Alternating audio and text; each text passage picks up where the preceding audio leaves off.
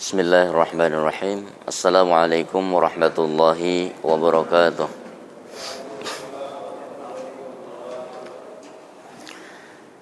Alhamdulillah wassalatu wassalamu ala Rasulillah wa ala alihi wa ashabihi wa man walah wa man tabi'ahum bi ihsanin ila yaumil qiyamah.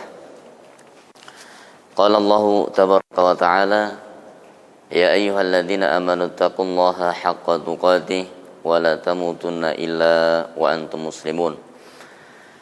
Wa qala an-nabiy sallallahu alaihi wasallam: Fa inna asdaqal hadithi kitabullah wa khairal hadi hadi Muhammadin sallallahu alaihi wasallam wa syarrul umuri muhdatsatuha fa inna kulla muhdatsatin bid'ah wa kulla bid'atin dhalalah wa kulla dhalalatin finnar, amma ba'du.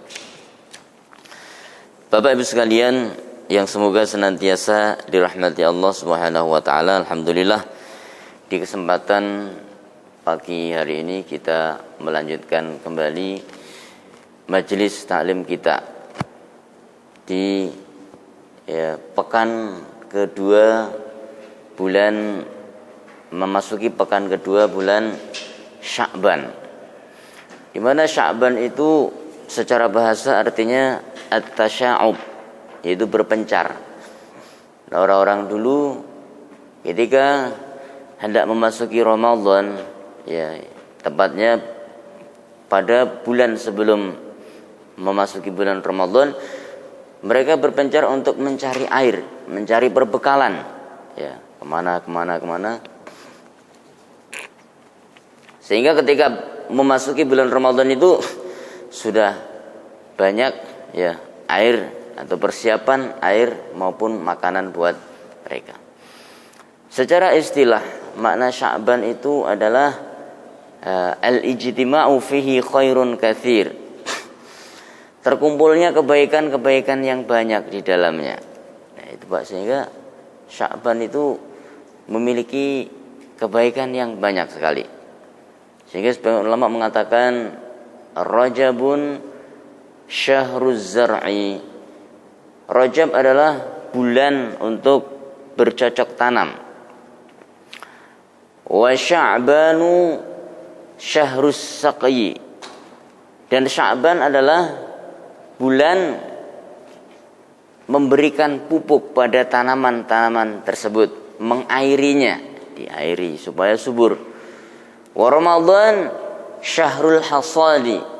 Dan Ramadan adalah bulan di mana kita akan memanen apa yang kita tanam dan kita pupuk pada bulan Rajab dan Sya'ban tersebut. Sehingga ketika bulan Ramadan itu kita sudah terlatih dengan amalan-amalan yang banyak. Karena sudah kita awali dari bulan Rajab kemudian Sya'ban. Bahkan Nabi sallallahu alaihi wasallam menyebutkan dzalika syahrun yaghfilun nasu anhu. Itulah bulan yang seringkali dilupakan manusia. Seringkali dilupakan. Baina Rajab wa Ramadan, yaitu bulan yang terletak antara Rajab dan Ramadan. Kata Nabi sallallahu alaihi wasallam.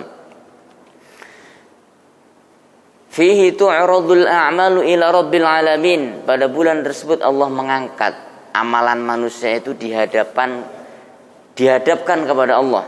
Ya, jadi ini bulan diangkatnya amal, Pak, untuk dihadapkan kepada Allah Subhanahu wa taala. Ya. Wa uhibbu an akuna sha'iman hina yurfa'u amali, dan saya ingin ya, ketika amal saya diangkat ini saya dalam keadaan berpuasa, kata Nabi sallallahu alaihi wasallam. Baik, ini adalah muqaddimah mengingatkan tentang Sya'ban. Ya, Bapak Ibu sekalian, melanjutkan yang kita baca pada buku Minhajul Muslim pada halaman 48, Pak, atau 49 itu. 48 ya. Ya, kita masih berada di dalam beriman, ya, pasal ke-9, yaitu beriman kepada kerasulan Nabi Muhammad sallallahu alaihi wasallam dalam dalil-dalil nakli.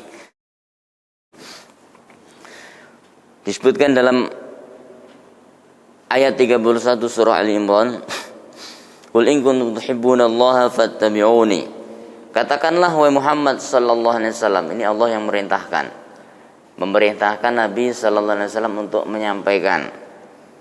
Apa yang harus disampaikan? In kuntum tuhibbunallaha, jika kalian ya manusia ini mencintai Allah Subhanahu wa taala, fattabi'uni, maka ikutilah aku, yaitu Nabi sallallahu alaihi wasallam. Bukti kecintaan kepada Allah itu bisa diwujudkan dengan cara apa? Dengan cara mengikuti Rasulullah sallallahu alaihi wasallam. Yuhibbukumullah, ketika kalian mengikuti Nabi sallallahu alaihi wasallam, ketika kita mengikuti Nabi sallallahu alaihi wasallam, ada dua value yang Allah berikan. Allah berikan dua faedah besar ya ketika mengikuti Nabi sallallahu alaihi wasallam.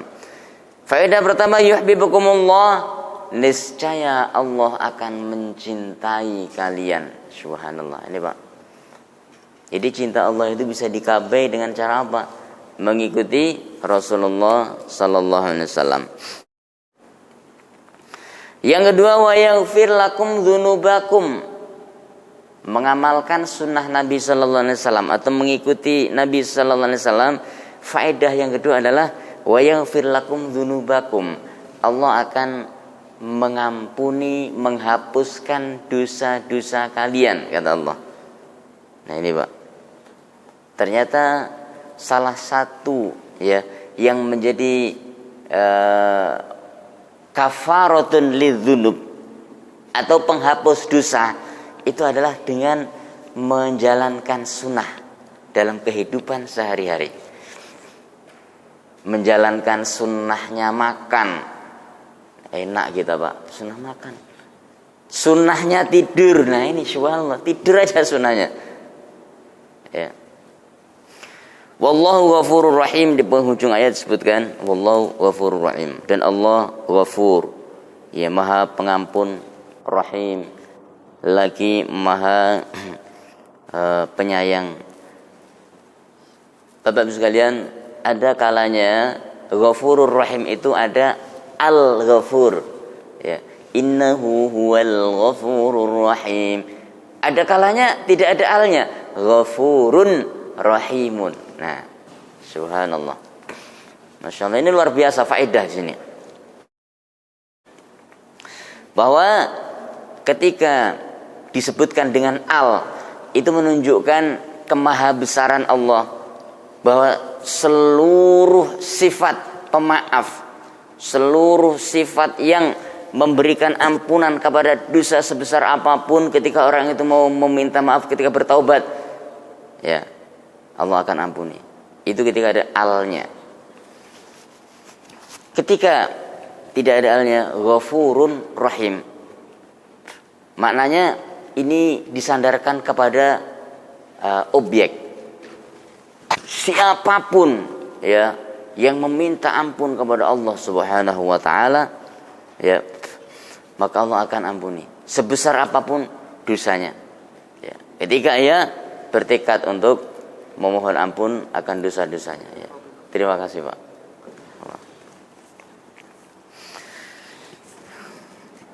Berita dari Rasulullah sallallahu alaihi wasallam sendiri tentang kenabian. Jadi Nabi menjelaskan adanya berita bahwa beliau adalah seorang nabi. Dan ini Pak yang luar biasa. Ketika Nabi menyampaikan bahwa beliau adalah seorang nabi, salah satu fadilah yang kita lihat dari kalangan wanita, istri beliau sendiri.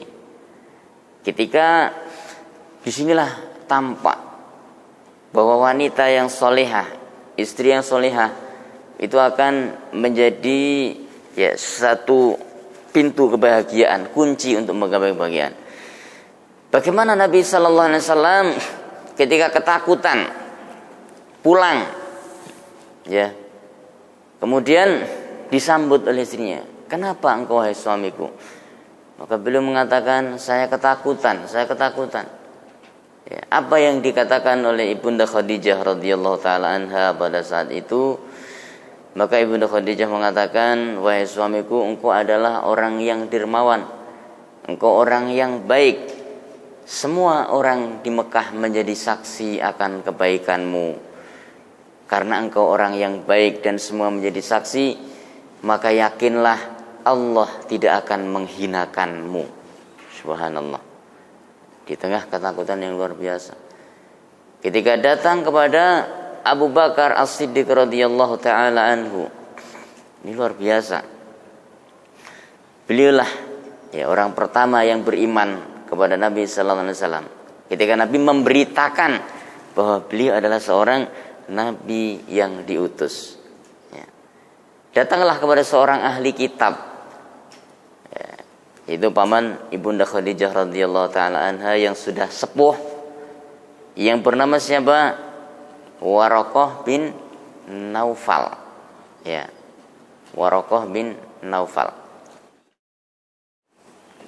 Ketika diceritakan bahwasanya datang kepada beliau dengan ciri-ciri seperti itu, itulah Namus. Siapa itu? Namus, malaikat Jibril dalam bahasa Ibraninya.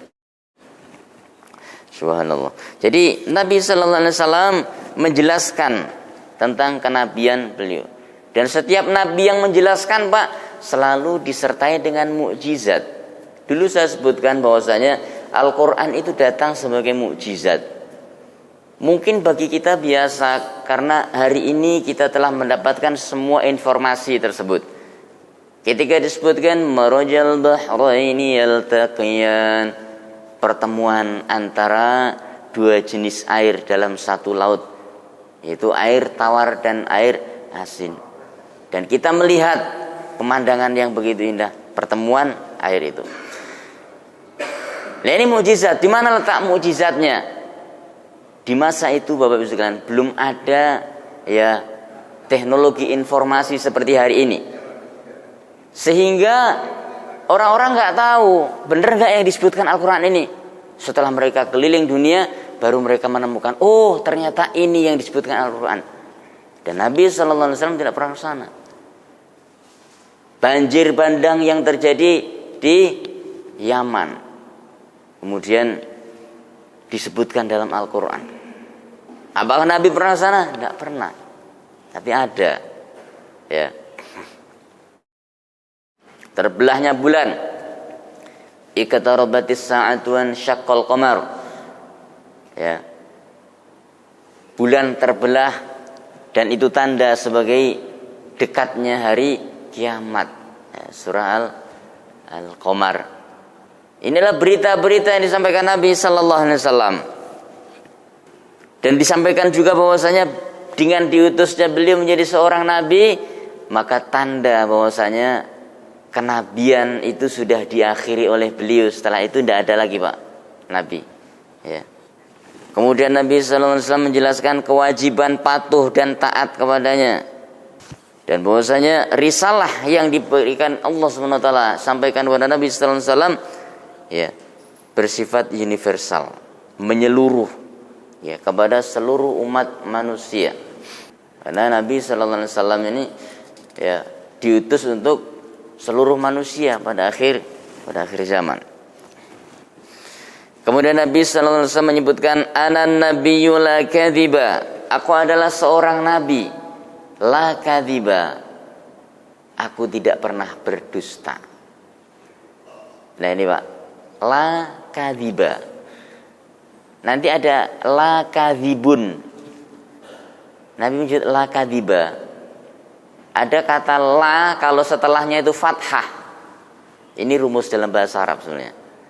Kalau setelahnya fathah menunjukkan sama sekali tidak pernah ada kebohongan yang diucapkan oleh Nabi sallallahu alaihi wasallam. Baik ketika beliau sebelum menjadi nabi atau sesudah menjadi nabi atau sampai wafat beliau. Satu kali pun tidak ada kebohongan pernah diucapkan. La kadziba. Dan ini hebat Pak. Wa ana banu Abdul Muttalib. Dan aku adalah anak laki-lakinya Abdul Muttalib.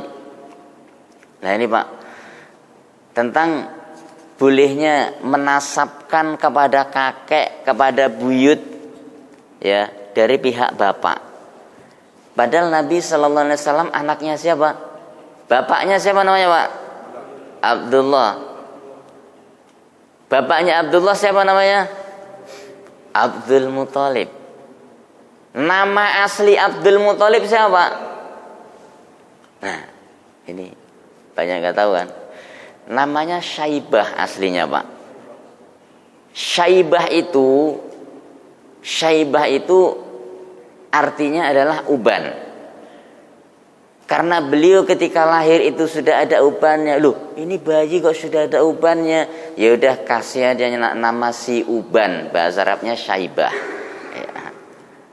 Maka beliau pun dinamain Syaibah. Kemudian paman beliau, karena bapaknya meninggal dunia, maka paman beliau bernama Muthalib memboyong beliau dari Madinah ke Mekah, diboyong.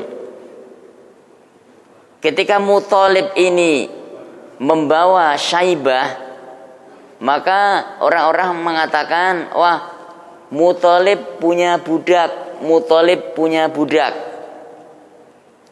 Dan Muthalib punya budak itu, atau budaknya Muthalib itu, ini budaknya Muthalib. Artinya apa?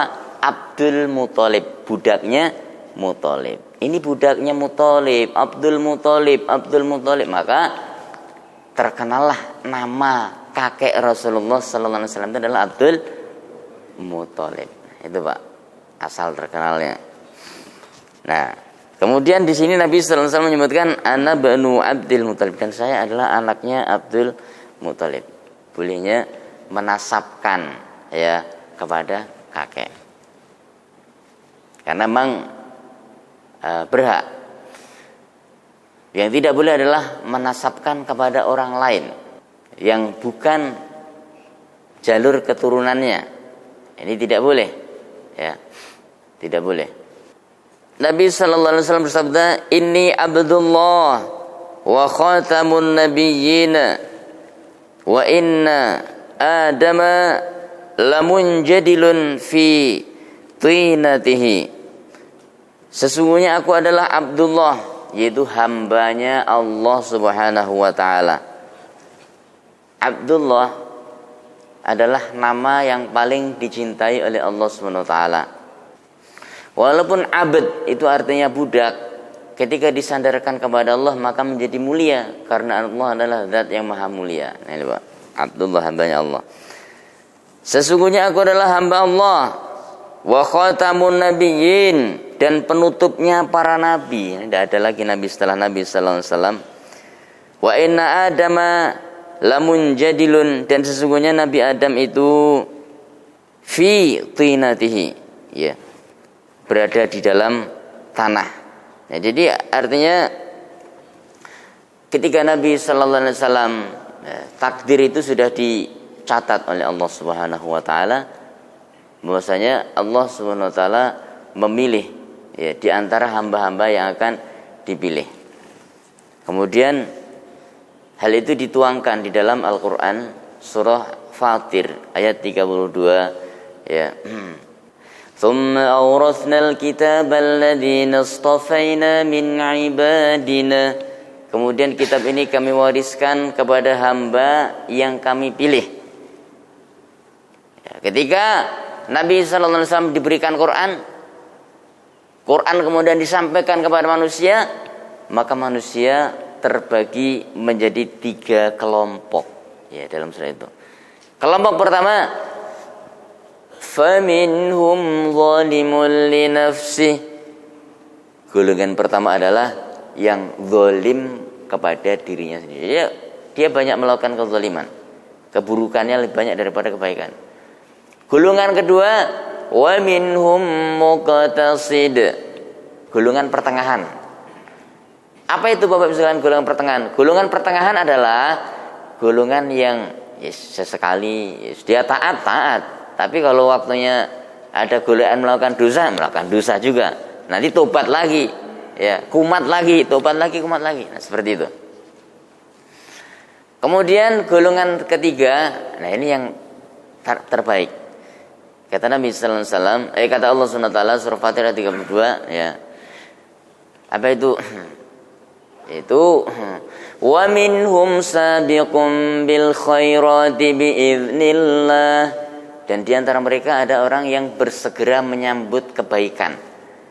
Tapi ketika Allah menyebutkan bersegera menyambut kebaikan, apa kata Allah Subhanahu wa taala? Biiznillah, dengan izin Allah Subhanahu wa taala. Yang artinya apa? Kebaikan itu hanya bisa dilakukan karena pertolongan Allah, Bapak Ibu sekalian. Orang niat berbuat baik, ya, tapi dia tidak meminta tolong kepada Allah, akhirnya apa? Melenceng niatnya. Keikhlasannya pun tidak murni. Kenapa? Karena tidak meminta pertolongan kepada Allah. Makanya salah satu doa yang kita ucapkan adalah Allahumma rzuqnal ikhlas. Ya Allah, berikanlah kami rezeki karunia yang berupa ikhlas fil qauli wal amal, ikhlas dalam ucapan dan dalam perbuatan ya Allah, wa fis sirri wal alan, ya Allah berikanlah kami ikhlas baik dalam keadaan sepi maupun ramai, baik dalam keadaan dilihat orang maupun gak ada orang yang lihat saya. Subhanallah, ini luar biasa Pak. Kita minta kepada Allah SWT sehingga ia mampu melakukan kebaikan-kebaikan dengan sempurna. Biidznillah, dengan izin Allah SWT. Kemudian Nabi sallallahu alaihi wasallam bersabda, "Mathali wa mathalul anbiya'i kamathali rajulin bana baitan." Perumpamaan aku dan para nabi yang diutus oleh Allah Subhanahu wa taala itu kamathali rajulin bana baitan, seperti seorang yang membangun rumah. Fa ahsanahu wa ajmalahu, maka dia berusaha membaguskan dan mendesainnya sebagus mungkin. Illa maudhi'a labinatin wahidatin, kecuali hanya satu bata saja yang kurang ya. Faja'alan nasu yatufuna bihi, kemudian manusia melihat, menilai bangunan itu, wah bagus, tapi sayang ini ada yang kurang di sini. Ya, wa ya'jabuna lahu, kemudian mereka terkesima dengan ya bangunan tersebut. Wa yaqulun, mereka pun mengatakan, halla wudi'at hadhihi labinah. Wah, seandainya ya ini yang bolong ini dikasih batu bata satu saja, niscaya akan menjadi bagus, ya, akan lebih bagus daripada ini. Fa'anal labinatu wa ana khatamun nabiyyin, kata Nabi sallallahu alaihi wasallam, akulah yang menjadi batu bata untuk menyempurnakan bangunan tersebut, dan aku adalah penutup para nabi. Jelas makna pertama sebagaimana yang Bapak baca, bahwa di sini menjelaskan Nabi sallallahu alaihi wasallam adalah penutup para nabi. Faedah yang lain apa yang kita peroleh? Faedah yang lain adalah ketawaduan Nabi sallallahu alaihi wasallam. Sifat tawadhu'nya Rasulullah sallallahu alaihi wasallam. Di mana letak ketawaduan beliau? Beliau menjelaskan bahwa bangunan itu bagus. Berarti apa? Menjelaskan bahwa seluruh ajaran para nabi itu adalah bagus. Hanya saja ada yang kurang sempurna, maka beliaulah yang kemudian Allah utus untuk menyempurnakannya. Ya. Di sini beliau tidak mengatakan bahwasanya ya semua yang lain itu bagus, semua itu tidak bagus, yang bagus hanya ini. Semua adalah bagus karena memang Allah mengutus dengan agama tauhid. Ya. Ini kata Rasulullah sallallahu alaihi wasallam. Kemudian hal ini juga menjelaskan bahwasanya visi misi para nabi yang diutus itu adalah sama, yaitu menegakkan keimanan, sebagaimana dalam surah yang sering kita baca An-Nahl ayat 36. وَلَقَدْ بَعَثْنَا فِي كُلِّ أُمَّةٍ رَسُولًا أَنِ اعْبُدُوا اللَّهَ وَاجْتَنِبُوا الطَّاغُوتَ. Dan sungguh kami telah mengutus pada setiap umat itu Rasul yang tugas mereka adalah an ya'budullah, mengajak umatnya supaya mentauhidkan Allah. Nah, itu Pak. Anibudullah. Ya, Imam At-Tabari menerjemahkan supaya an yuwahhidullah. Ya. Supaya umatnya itu mentauhidkan Allah Subhanahu wa taala. Wajtanibut taghut, dan menjauhi taghut. Apa itu taghut? Sahabat Umar mengatakan taghut adalah syaitan. Imam Ibnu Katsir juga menyebutkan salah satu makna tafsir daripada taghut itu adalah kullu ma yu'badu min ghairillah atau ghairallah. Semua yang diibadahi selain Allah atau ditaati dengan ketaatan mutlak selain Allah, maka itu bisa menjadi taghut. Bahaya ini.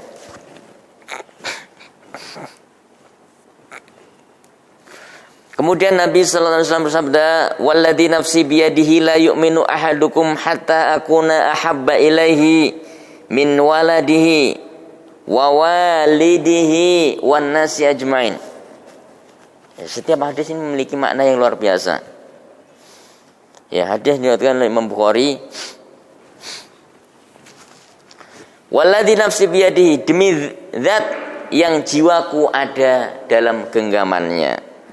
La yu'minu ahadukum, tidak akan sempurna keimanan salah seorang di antara kalian. Jadi keimanan kita enggak sempurna, Pak. Sampai kapan? Hatta akuna habba ilaihi, sehingga aku lebih ia cintai. Nah, ini Pak. Siapa? Sehingga Nabi sallallahu alaihi wasallam lebih dicintai. Lihat, inilah yang luar biasa. Min waladihi, Nabi lebih dicintai daripada anaknya sendiri. Wa walidihi, kemudian lebih dicintai dari kedua orang tuanya. Subhanallah, Pak. Ini luar biasa yang disebutkan Nabi. Nabi menyebutkan sehingga Nabi lebih dicintai daripada anaknya dan orang tuanya. Orang tuanya disebutkan kedua, Pak. Apa maksudnya? Kita ini sama anak sama orang tua sayang mana, Pak?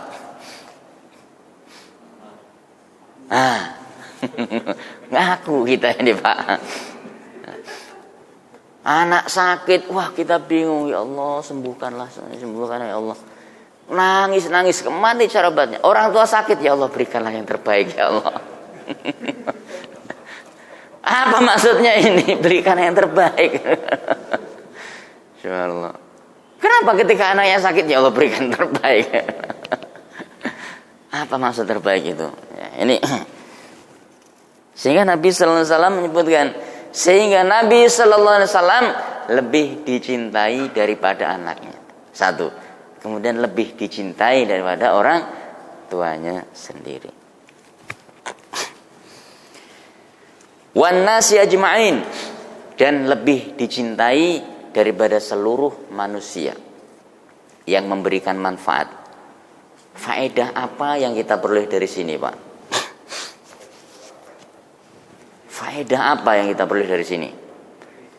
Faedah terbesar di sini. Nah, ini yang banyak yang belum tahu. Saya kasih tahu di sini ya. Faedah terbesar di sini adalah bahwa ilmu jauh lebih besar manfaatnya daripada harta dan seluruh isi dunia ini. Kok bisa ke arah sana? Bisa.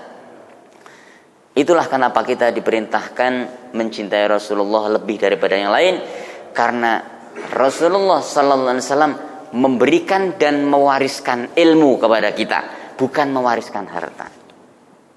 Nah, itu menunjukkan, Pak, ya, bahwasanya ketika kita mendapatkan satu ilmu, satu jenis ilmu, itu akan memberikan satu faedah, akan menjadi penyelamat kita.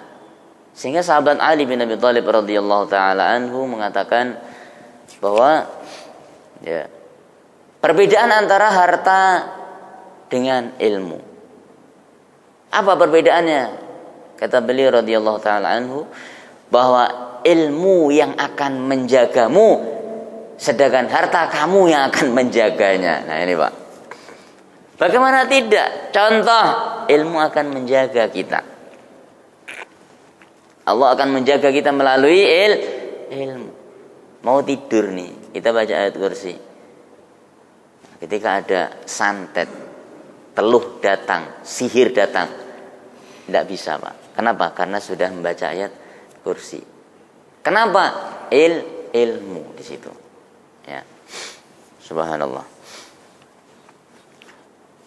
Kemudian Nabi sallallahu alaihi wasallam juga bersabda, kullukum yadkhulul jannata illa man aba. Setiap dari kalian atau semua manusia itu akan masuk surga illa man aba, kecuali yang enggan.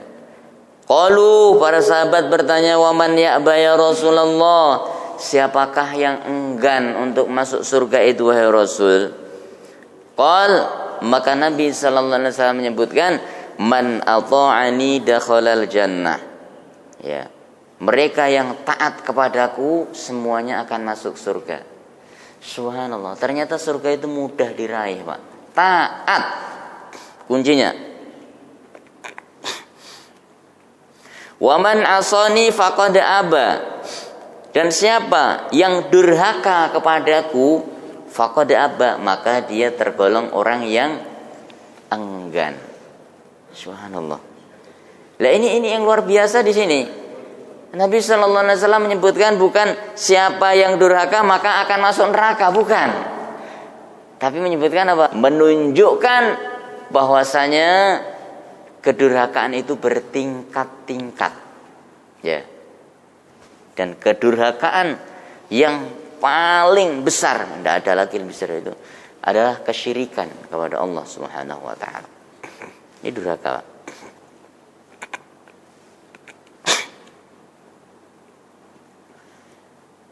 Begitupun dengan ketaatan, itu bertingkat-tingkat. Tapi kenapa langsung dikatakan dakhalal jannah, masuk surga? Karena ketaatan yang paling kecil pun balasannya surga. Nabi sallallahu alaihi wasallam menceritakan ada seorang masuk surga, dia mendapatkan kenikmatan yang luar biasa. Sampai Nabi sallallahu alaihi wasallam heran. Ini orang kok kenikmatan yang Allah berikan itu kok banyak sekali, ini kenapa ini? Bertanyalah kepada malaikat Jibril. Wahai malaikat Jibril, ini kenapa orang ini mendapatkan kenikmatan ya sampai seperti ini? Maka malaikat Jibril mengatakan, dia adalah orang yang dulu ketika dalam kehidupan dunia pernah menyingkirkan satu penghalang dari jalan. Subhanallah, Pak. Menyingkirkan satu hal yang mengganggu dari jalan.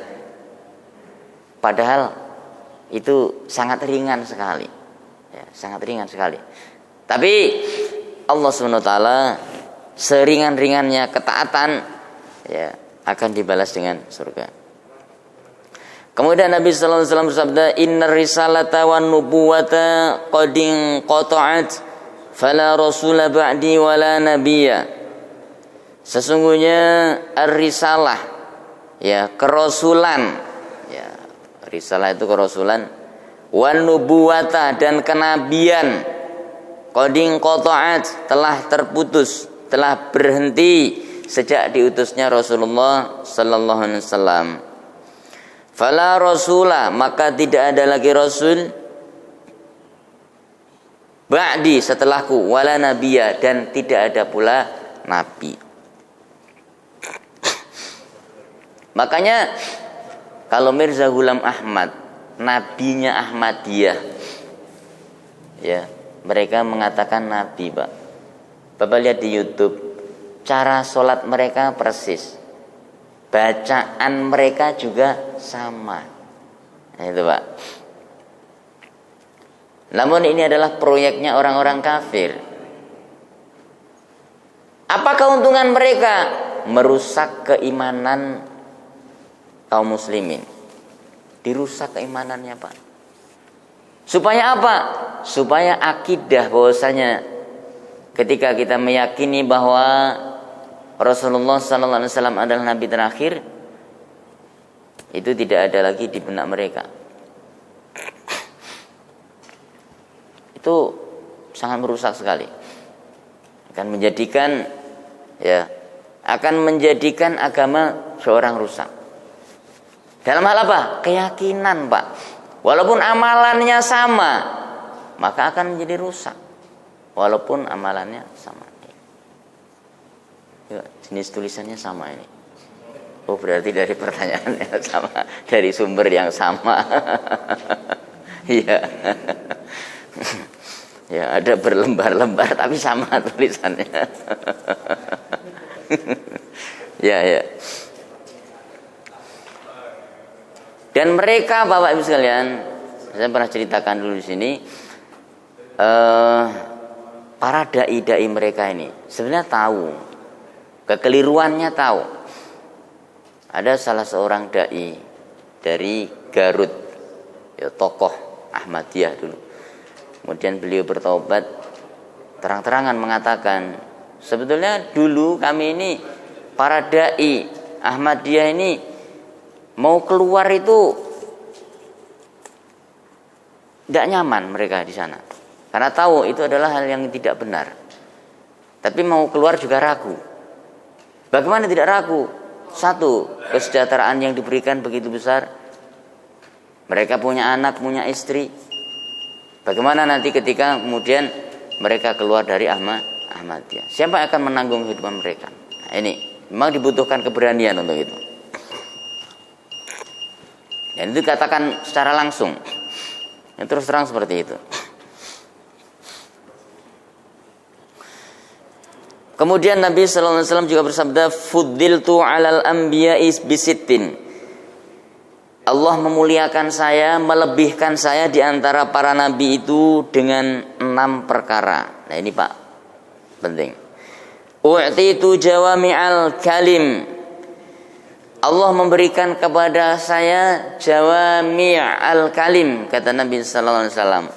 Apa itu jawami'ul kalam? Jawami'ul kalam adalah kalamun qasirun wa ma'na zawatul ma'na, zawatul ma'ani. Ucapan yang ringkas tapi maknanya sangat luas. Maknanya sangat luas, Pak. Ucapan yang ringkas tapi maknanya luas. Contoh hadis yang kita baca tadi. Bahwasanya inna risalata wa nubuwata qadin qata'at. Kenabian dan kerasulan itu sudah terputus, fala rasula ba'di wala nabiyya. Tidak ada rasul dan nabi setelahku. Ini maknanya luas, Pak. Kita kan hanya melihat, oh, maknanya tidak ada nabi lagi setelah rasul. Tapi makna yang lain apa? Tidak ada lagi yang berhak diikuti secara mutlak selain rasul. Nah, ini kan. Makna yang lain apa? Ketika seorang mengikuti selain Rasulullah, maka dia akan masuk ke dalam bab, kata Nabi sallallahu alaihi wasallam, penyebab kerusakan salah satu di antaranya adalah wa yastannuna bi ghairi sunnati. Satu kaum yang mereka melaksanakan sunnah namun tidak merujuk kepada sunnah nabinya. Nah, ini, Pak. Lalu sunnah dari mana? Ini masuk ke sini, luas maknanya. Yang kedua, Nabi sallallahu alaihi wasallam diberikan fadilah oleh Allah Subhanahu wa taala, wa nusirtu birru'bi au ra'bi. Allah menolong saya dengan ar-ru'b. Apa ru'b itu apa? Ru'b adalah rasa gentar, ya, di dalam hati musuh. Rasa gentar, Pak. Nah, ini luar biasa. Makanya Allah berfirman dalam surah At-Taubah, laqad nasarakumullahu fi mawatin katsiratin wa yawma hunainin idh a'jabatkum kathratukum falam tughni 'ankum syai'a. Dan Allah telah menolong kalian kaum muslimin dalam, ya, kasus-kasus yang banyak sekali yang kalian hadapi. Tapi ternyata dalam perang Hunain mereka kalah dengan sebab apa? Idh a'jabatkum kathratukum. Nah, ini, Pak. Dalam perang Hunain mereka kalah. Kenapa? Karena kaum muslimin waktu itu membanggakan dirinya. Ya. Ternyata apa? Dalam ketauhidan itu kita harus benar-benar tunduk kepada Allah. Gak boleh menyombongkan diri, gak boleh membanggakan diri, ya, nggak boleh menyandarkan pada kekuatan fisik. Subhanallah. Ini luar biasa pertolongan yang Allah berikan. Jadi musuh-musuh udah gentar, Pak. Ya, baru dengar kabar tentang kaum muslimin gentar. Sehingga mereka pun diam. Sekarang kenapa ya musuh-musuh Islam berteriak-teriak terus? Sebenarnya mereka takut, Pak. Takut kepada Islam itu. Ya, khawatir. Kenapa? Ya, karena nenek moyang mereka itu kalah oleh Islam. Dan peperangan dalam Islam itu tidak seperti peperangan ala kafir, ya kan? Lihat Nabi Sallallahu Alaihi Wasallam, berapa jumlah peperangan yang dilakukan dan berapa jumlah korban yang jatuh. Nah, dan bahkan sama sekali tidak ada korban sama sekali. Berbeda dengan peperangan orang-orang kafir. Ya, selesainya belum ada ujung dan pangkalnya, korban terus berjatuhan. Ketika Yaman dibantai, Sudan diporak-porandakan, Palestina ditekan bertahun-tahun. Ya. Saudara kita di Burma, Myanmar ditekan, disiksa. Tidak ada yang bahkan negara-negara Islam pun tidak mampu berbuat apa-apa. Tapi begitu terjadi peperangan antara negeri kafir melawan negeri kafir, ternyata geger, dunia dihebohkan. Nah ini Pak, lalu kemana media selama ini? Kenapa mereka tidak menampilkan? Apakah itu hal disengaja? Ada satu kisah, ada seorang bernama David. Ini bukan kata siapa-siapa, salah satu kawan kita yang kuliah S1, S2 di Belanda. Subhanallah, ternyata mereka itu benar-benar menutup informasi tentang Islam. Sampai David ini tidak tahu apa itu Islam, Pak, karena dia di pelosok. Dan mereka memblokir semua akses, tidak ada ya media Islam yang bisa masuk ke dalam gadget mereka. Ini luar biasa. Kok bisa seperti itu? Ya, bisa. Mereka menguasai teknologi informasi itu. Sehingga si David ini kemudian mencari-cari, kok hidup seperti ini? Sampai ketemulah dia akhirnya dengan Islam. Ya. Dan dia bingung, kok saya nggak pernah tahu tentang agama ini. Kemudian dia pun masuk Islam. Itulah ketika kita mencari. Ini yang kedua. Yang ketiga, wa uhillat liyal ghanaimu. Yang ketiga, dihalalkan kepada Nabi sallallahu alaihi wasallam ghanimah atau rampasan perang, dan itu tidak dihalalkan untuk umat terdahulu. Yang keempat, ju'ilat liyal ardu masjidan. Allah menjadikan bumi itu sebagai masjid, tempat sujud. Umat terdahulu untuk sholat itu harus di tempat tertentu, Pak. Tapi umat Nabi sallallahu alaihi wasallam dimanapun bisa, ya. Yang kelima, masjidan wa tahuron, dan suci tadi. Yang kelima, wa ursiltu ilal khalqi kafah. Keutamaan yang Allah berikan kepada Nabi sallallahu alaihi wasallam yang kelima adalah Nabi diutus untuk seluruh umat manusia. Ya. Yang keenam, wa khutima biyan nubuwah. Allah menutup kenabian yaitu dengan diutusnya Nabi sallallahu alaihi wasallam. Kemudian Nabi sallallahu alaihi wasallam bersabda, "Man ata'ani faqad ata'a Allah." Siapa yang taat kepadaku, maka sungguh ia telah taat kepada Allah. Sebagaimana dalam surah An-Nisa, "May yuti'ir rasul faqad ata'a Allah." Siapa yang taat kepada Rasul, maka sungguh ia telah taat kepada Allah. Ya. Yang taat kepada Rasul, maka dia taat kepada Allah.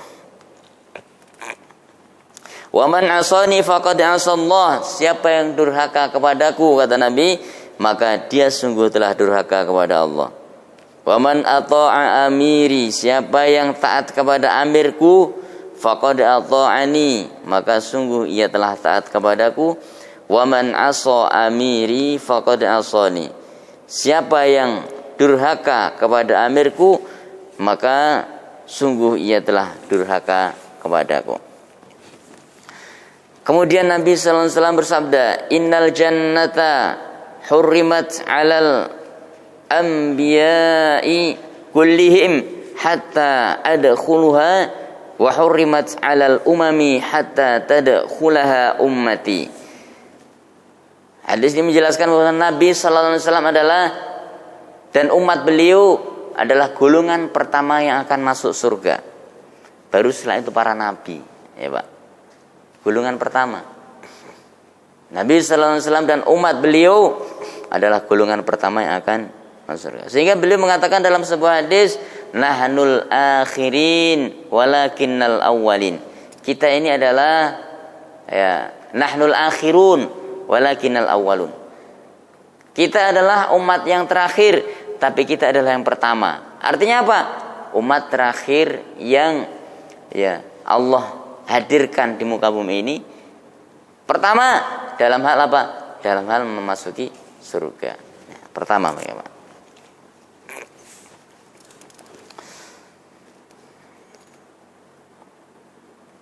Jadi ini adalah dalil-dalil tentang kenabian, kerasulan Nabi sallallahu alaihi wasallam, dan banyak sekali yang menjelaskan masalah tersebut. Selanjutnya, idza kana yaumul qiyamati, ketika terjadi hari kiamat, kuntu imamal anbiya, maka aku akan menjadi pemimpinnya para nabi, kata Nabi sallallahu alaihi wasallam.